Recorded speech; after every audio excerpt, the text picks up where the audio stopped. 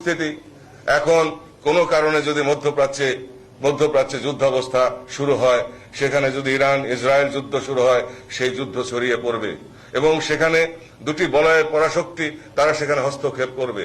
পরিস্থিতি ঘোলাটে পরিস্থিতিতে আমাদের রেমিটেন্স বন্ধ হইতে পারে। তখন আমাদের অবস্থা কি হবে?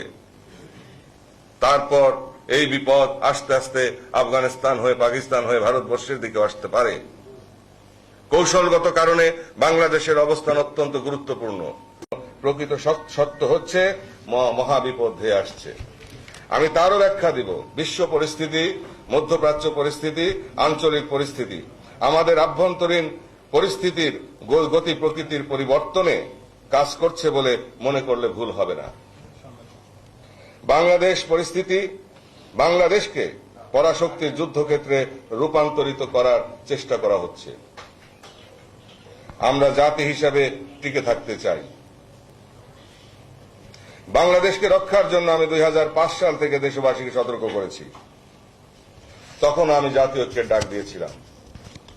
এখন কথা হলো যে পশ্চিমা দেশগুলো, উন্নত দেশগুলো, তারা যারা অর্থনৈতিকভাবে সামরিকভাবে আত্মনির্ভরশীল হয়েছেন, সেখানে আমরা অর্থনীতির ধস দেখছি।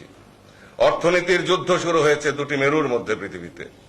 একটি হচ্ছে চীন রাশিয়া অক্ষশক্তি, একটা হচ্ছে ইঙ্গো মার্কিন অক্ষশক্তি।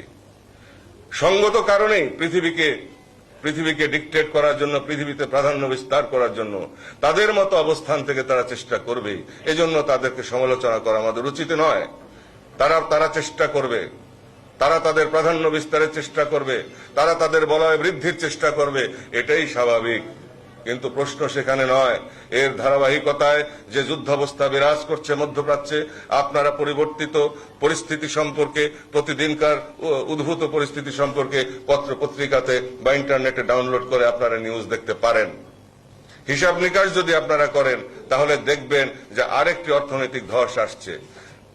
আপনারা যদি জাতিসংঘের সর্বশেষ প্রতিবেদনগুলি আপনারা বিশ্লেষণ করেন, সেখানেও দেখবেন বারবার হুঁশিয়ারি আসছে। খাদ্যশস্যের হুঁশিয়ারি এবং যুদ্ধাবস্থার হুঁশিয়ারি, অর্থনৈতিক ধসের হুঁশিয়ারি IMF থেকে, ওয়ার্ল্ড ব্যাংক থেকে বারবার দেওয়া হচ্ছে। আমরা বাংলাদেশের জনগণ, আমরা এখনো পর্যন্ত পরনির্ভরশীল। আমাদের অর্থনীতির একমাত্র কয়েকটি নির্ধারিত খাত রয়েছে।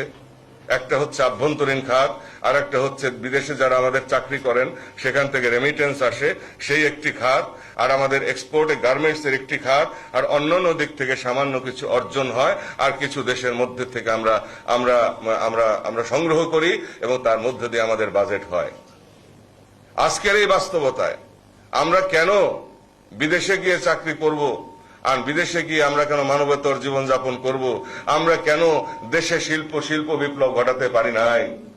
আমরা কেন এই দেশের মাটিতে বসেই আমার স্বাবলম্বী হইতে পারি নাই?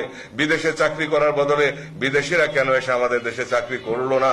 অর্থনৈতিকভাবে কেন আমরা মাথা তুলে দাঁড়াতে পারলাম না? আজকে কিন্তু সেটা আমাদের সামনে প্রশ্ন আসে।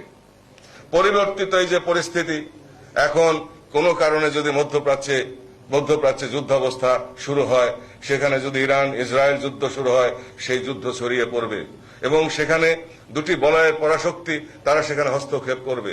পরিস্থিতি ঘোলাটে পরিস্থিতিতে আমাদের রেমিটেন্স বন্ধ হইতে পারে।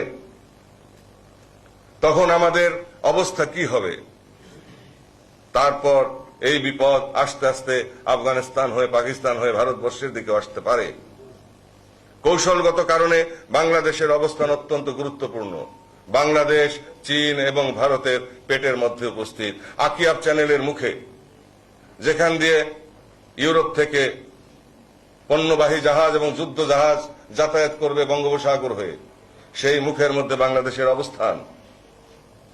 অতএব স্বাভাবিকভাবে বাংলাদেশের গুরুত্ব এখন পরাশক্তিদের কাছে বৃদ্ধি পেয়েছে। দুটি অক্ষশক্তির কাছে এখন বাংলাদেশের গুরুত্ব অপরিসীম, কিন্তু বিপদও কিন্তু অপরিসীম। আমি কিন্তু পরিষ্কার ভাষায় বলি, আমাদেরকে সতর্ক যদি আমরা না হই, তাহলে কিন্তু আমাদের সম্মুখ বিপদ আমাদেরকে ভোগ করতে হবে। যদি সে ধরনের পরিস্থিতির উদ্ভব হয়, তাহলে মধ্যপ্রাচ্য থেকে যদি আমাদের অর্থের উৎস বন্ধ হয়, হুমকির মুখে পড়ে। লিবিয়ার অবস্থা আপনারা জানেন, মিশরের অবস্থা আপনারা জানেন, সিরিয়ার অবস্থা আপনারা জানেন, ইরাকের অবস্থা আপনারা জানেন, বাহরাইনের অবস্থা আপনারা জানেন, নিকট অতীতে আপনারা কাতারের অবস্থা জানেন, আরব আমিরাতের অবস্থা জানেন, সৌদি আরবেও অবস্থা আপনারা উপলব্ধি করছেন। রাজতন্ত্রের বিরুদ্ধে, শাসন ব্যবস্থার বিরুদ্ধে বিক্ষুব্ধ মানুষদের সংগ্রাম আপনারা জানেন এবং সেই সংগ্রামের উদ্ভূত পরিস্থিতি, আরো ইরান ইসরায়েলের সাথে সম্পর্ক, এই সম্পর্কে ধারাবাহিকতায় যদি সেখানে যুদ্ধাবস্থা শুরু হয়, দেখা দেয় এবং যুদ্ধ শুরু হয়ে যায়, তাহলে আমাদের জনগণের নিরাপত্তা কি হবে?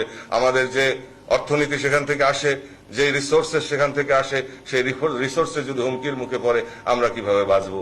আমাদের বাজেট কিভাবে হবে? আমরা কিভাবে চলবো? সেগুলি নিয়ে কিন্তু এখন ভাবার প্রয়োজন আছে। এবং এটা আফগানিস্তান হয়ে পাক ভারত উপমহাদেশ এই অঞ্চলের মধ্যে যদি বিস্তৃত হয়, এই কালো মেঘ যদি ধেয়ে আসতে থাকে, এই ষড়যন্ত্রে বিষবাষ্প যদি আসতে থাকে, এবং আপনারা জানেন যে আমাদের পার্শ্ববর্তী রাষ্ট্র এবং তারপরে পাকিস্তান, সেখানেও তারা পরমাণু বোমা নিয়ে প্রস্তুত। সেখানে যদি কোনো ধরনের উত্তেজনা বিরাজ করে, কোনো যুদ্ধাবস্থা সৃষ্টি হয় এবং যুদ্ধ যদি লাগিয়ে দেওয়া হয়, তাহলে তখন আমাদের পলিসি কি হবে? সামগ্রিক অর্থে আজকে যা কিছু আপনাদের সামনে উপস্থাপন করলাম, এটা জাতীয় স্বার্থে আমি মনে করি যে সে ধরনের পরিস্থিতি ধীরে ধীরে আসতে শুরু করেছে।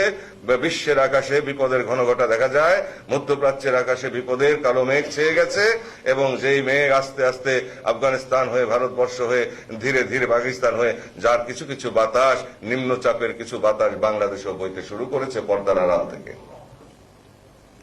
অতএব এখন এই বিশ্ব পরিস্থিতি, আঞ্চলিক পরিস্থিতির এই গুরুত্বের আলোকে বাংলাদেশের বুভুক্ষ জনতাকে বুকে নিয়ে তাদেরকে লালন পালন করে এই বাংলাদেশ রাষ্ট্র সংসারকে আমরা কিভাবে রক্ষা করব, সেগুলি কিন্তু রাজনীতিবিদদের চিন্তা করতে হবে, এদেশের সর্বস্তরের মানুষকে চিন্তা করতে হবে।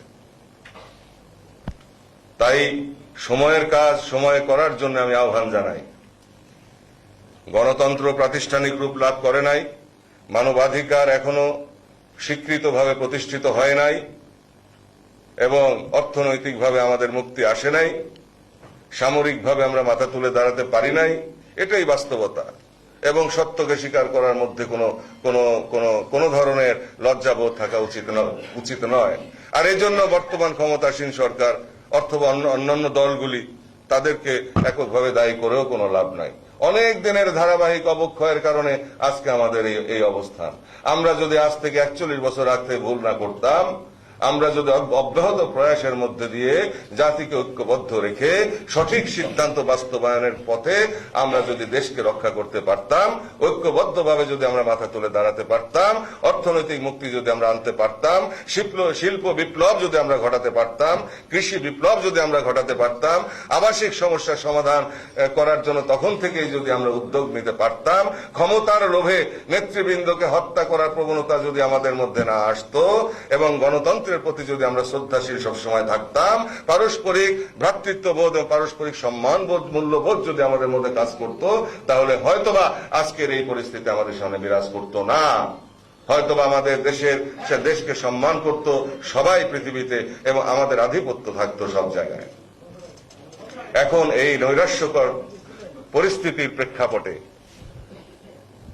দেশের মধ্যে গন্ডগোল সৃষ্টি না করে, দেশের মধ্যে ফিতনা সৃষ্টি না করে, কারোর শিকায়ত গিবত না করে, পরনিন্দা পরচর্চা না করে, কারোর ভুল ত্রুটি না ধরে আমাদের দরকার এখন শুধরানো, আমাদের দরকার আমাদের আত্মসমালোচনা, আমাদের দরকার একতাবদ্ধ হওয়া, সব ভাইকে নিয়ে আলোকিত সমাজ, সুশীল সমাজ, বিজ্ঞজন, সুধীজন এবং সর্বস্তরের মানুষকে বুকে টেনে নিয়ে একটি সংসার হিসাবে দেশকে যদি আমরা টেনে তুলতে পারি এবং এখন থেকে যদি এই চাষরা কাটারের উল্টো দিকে আমরা যদি বৈঠা ঠেলতে পারি, তাহলে হয়তো এই সম্ভাব্য উত্তাল তরঙ্গের হাত থেকে আমরা দেশকে, জাতিকে রক্ষা করতে পারবো।